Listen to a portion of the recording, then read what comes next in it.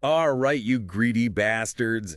Ever wonder who's got the deepest pockets down under? We're talking Australia's wealthiest pricks, the ones making Scrooge McDuck look like a chuffed bum. You said it? We've got a stack of Forbes Asia lists from the past decade, and let me tell you, the shit we uncovered is wild. Wild's an understatement. We're diving into a world of obscene wealth where a bad investment could wipe out more money than you'll see in your lifetime. And that's why we got you here, mate, to help us make sense of this financial clusterfuck. Glad to be here. So let's cut the crap and get straight to the queen of the cash pile, Gina Reinhardt. Yeah. This bitch has been at the top of the Forbes list for 8 years, worth a mind-boggling $14.8 billion in 2019. But hold on, the year before she was sitting pretty at $17.4 billion. What the fuck happened? Did she lose a bet on a kangaroo race or something? Nah, it's not about losing a bet. It's about the ever-shifting landscape of the market. You gotta remember, these Forbes lists are just a snapshot in time, not the whole bloody picture. So it's not like she's swimming in a vault full of gold coins like some kind of cartoon villain. Not quite. But we're talking about assets, investments, and a complex web of financial holdings that most of us couldn't even fathom. Okay.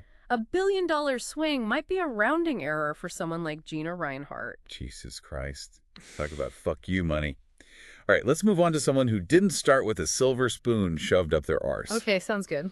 Flipping through this members list, and I'm seeing some names that scream rags to riches.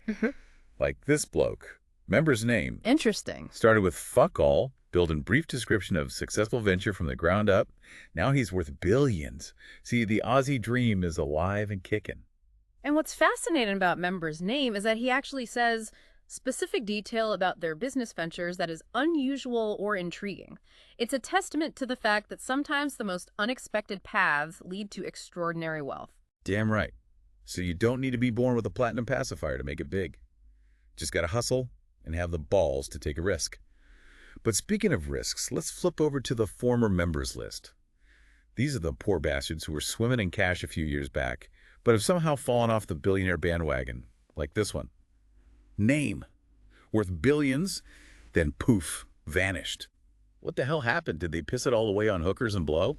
More likely, it was a combination of bad investments, market crashes, or maybe even philanthropy. Right. Remember, wealth can be a fickle mistress. Even the richest pricks can lose it all with a wrong move or a shift in the global economy. So even billionaires can get fucked by the system. That's almost comforting, in a twisted way. Okay, one last thing before we move on. There's this chick, Blair Perry-O'Caden, who popped up on a list for a single year and then disappeared. What's the deal with that? Was she a billionaire for like 5 minutes? Blair Perry-O'Caden is an interesting case. She's actually an American citizen living in Australia. Forbes is very specific about their criteria. You have to be an Aussie citizen to make the cut. So even though she was loaded, she didn't qualify in the long run. Ah, so it's all about the passport. Yeah. Fair enough. But let's get down to the nitty-gritty. These billionaires, how the hell do they actually live? Are we talking solid gold toilets and pet kangaroos with diamond collars? Well, I can't confirm the diamond-encrusted ruse, but their lifestyles are definitely a world apart. Think private islands, art collections that could rival national museums, and charitable donations that could fund entire countries. Fuck me. Caviar for breakfast, champagne showers, the whole shebang, right? But seriously, what do they actually do with all that cash? Their spending habits are as diverse as their fortunes. Some are obsessed with art, others pour money into cutting-edge tech, or fund research that could change the world. Right. Real estate is a classic, and of course there's the whole philanthropy game. But managing that kind of wealth is a fucking headache. They got teams of advisors, lawyers, and accountants working around the clock to make sure their fortunes keep growing. Sounds exhausting. I'd rather just chuck it all on black at the casino and call it a day. But hey, enough about Gina and her iron ore empire. Yeah, for sure. What about the rest of these Aussie tycoons? How the hell did they make their fortunes? What kind of businesses are we talking about here? It's a mixed bag, actually. You got your classic mining magnates like Andrew Forrest, who's made a killing off iron ore, just like Gina. Iron ore, iron ore, iron ore. Is that the only way to make it big down under? Sounds like a bloody boring way to get rich. It's been a cash cow, that's for sure. But there's more to it than digging holes in the ground. Okay. You got property developers like Harry Triguboff, who's basically built a whole city of apartments, and retail giants like Jerry Harvey, the king of electronics and appliances. He's the one with those annoying-ass ads, you know? Wait, Jerry Harvey, the no one does it like Harvey Norman guy. That's a billionaire. The one and only. Love him or hate his ads, The bloke's a marketing genius. All right. And then you've got your tech moguls like Mike Cannon-Brookes and Scott Farquhar, the brains behind the software company Atlassian. They're proof that you don't need to be a mining magnate to hit the big time in Australia. So there's hope for us nerds after all.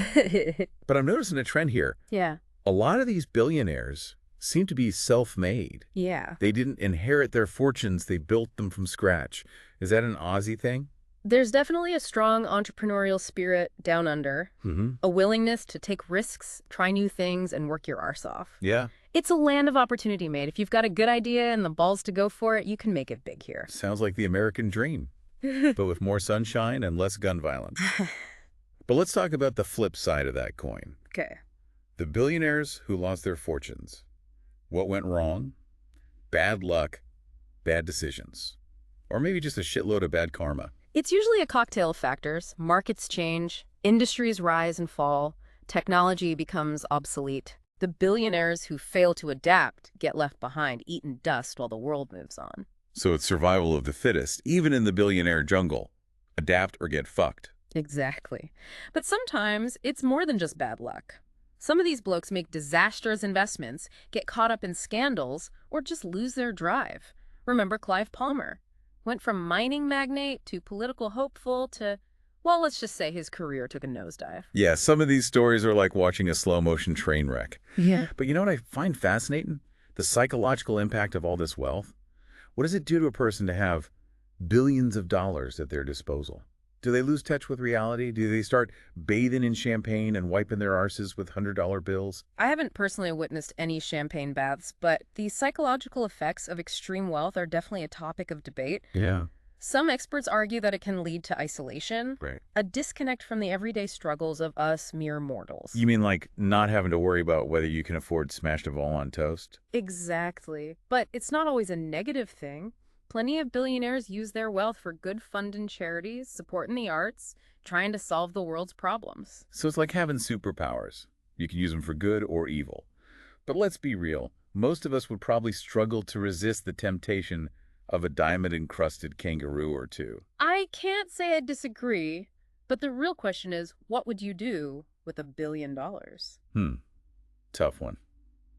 Probably start with a lifetime supply of beer and then figure it out from there. But seriously, this whole deep dive has been a real eye-opener. I never realized just how much money is concentrated in the hands of so few people. It's a sobering thought, isn't it? You bet your arse it is. But hey, maybe one day we'll be sipping champagne with the billionaires ourselves. Maybe. Yeah. Until then, we'll just have to settle for learning about their fucked up lives and dreaming of what we'd do with all that dough. No harm in dreaming, mate. Damn right. But hold it, we're not done yet. We've talked about the winners and the losers, but what about the ones clinging to their billionaire status by their perfectly manicured fingernails? Right. The ones who are just barely scraping by. Ah, yes, the bottom feeders of the billionaire club. Right. They might not be on Gina Reinhardt's level, but they're still swimming in more cash than most of us will ever see. So who are these poor bastards? Right. Give us the lowdown on the billionaires sweating bullets every time the stock market dips. We're talking about people like Member's Name, who made their fortune in Member's industry, but whose net worth has been on a steady decline. Or someone like another Member's Name, who just barely squeaked onto the list with a measly $750 million. $750 million, and you're considered a struggling billionaire. Talk about a fucked up perspective. I know, it's correct. But seriously, what happens when you drop off the list? Is there some kind of billionaire support group? Do they have to trade in their private jet for a first-class ticket? Huh. I doubt there are too many tears shed when someone loses their billionaire status, but it definitely changes your social standing. You might not get invited to the same exclusive parties or see your name plastered all over the financial news. And of course, there's the hit to the ego. Ouch, that's gotta sting. But you know, this whole conversation has got me thinking. It's fascinating to see how these people made their fortunes, but it's also a reminder that money doesn't buy happiness. Some of these billionaires sound downright miserable, constantly worried about losing their cash or getting screwed over in some shady deal. It's true. Money can buy a lot of things, but it can't buy peace of mind or genuine happiness. In fact, studies have shown that once you reach a certain level of income, more money doesn't really make you any happier. So what's the takeaway here? Should we all just give up on our dreams of getting rich and go live in a fucking commune? Not necessarily. It's fine to strive for financial success, but it's important to remember that wealth is just one piece of the puzzle. Focus on building a life that's rich in experiences, relationships, and personal fulfillment. And hey, if you stumble upon a billion-dollar idea along the way, well, that's just a bonus. Words of wisdom right there, mate. So as we wrap up this wild ride through the world of Aussie billionaires, remember, money isn't everything, but it's definitely a hell of a lot better than being broke. And who knows, maybe one of you listening will be on the Forbes list someday. Just promise you'll invite us to your first billionaire bash. You bet. Until then, keep hustling, stay curious, and don't be afraid to dream big. We'll catch you on the next deep dive. You know, it's funny. We often talk about the billionaire lifestyle as if it's this monolithic thing. Right. But the reality is these blokes are just as diverse as the rest of us. Yeah. Some are flamboyant and love the spotlight, while others are private and reserved. Yeah, you'd think with all that cash they'd be popping champagne on their yachts every day. But I guess some of them might just prefer a quiet night and with a good book and a cuppa.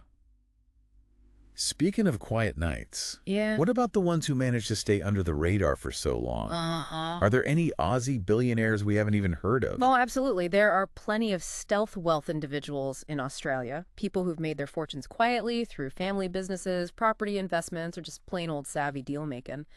They don't crave the attention or the public scrutiny that comes with being on a list like Forbes. Sneaky bastards. Meh. So they're out there living their best lives while we're stuck here scraping by. Makes you wonder, what's the point of it all? Yeah. If these billionaires are stressed out, isolated, and worried about losing their cash, is it even worth the hassle? It's a question philosophers have been pondering for centuries, mate. Is happiness tied to wealth?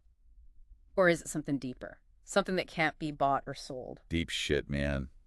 I think I need another beer after that one. But seriously, this whole deep dive has been a wild ride. It happens. We've seen the highs and lows of wealth, the crazy ways it's made and lost, and the impact it can have on people's lives. Absolutely. It's a fascinating and complex world, that's for sure. And it's constantly evolving. Yeah. Who knows what the next decade will bring for Australia's wealthiest individuals? Maybe we'll see a whole new crop of billionaires emerge from unexpected industries. Or maybe the old guard will finally start spending their fortunes on something other than art collections and private jets. Let's hope so. One can only hope. So to all you greedy bastards out there listening, take note. Wealth isn't everything, but it sure as hell makes for a good story. Keep hustling, stay curious, and maybe one day you'll be the one we're talking about on the deep dive. And if you do make it big, don't forget about us little people. We wouldn't mind a ride on that private jet. Cheers to that. We'll catch you on the next deep dive, you filthy animals. Yeah.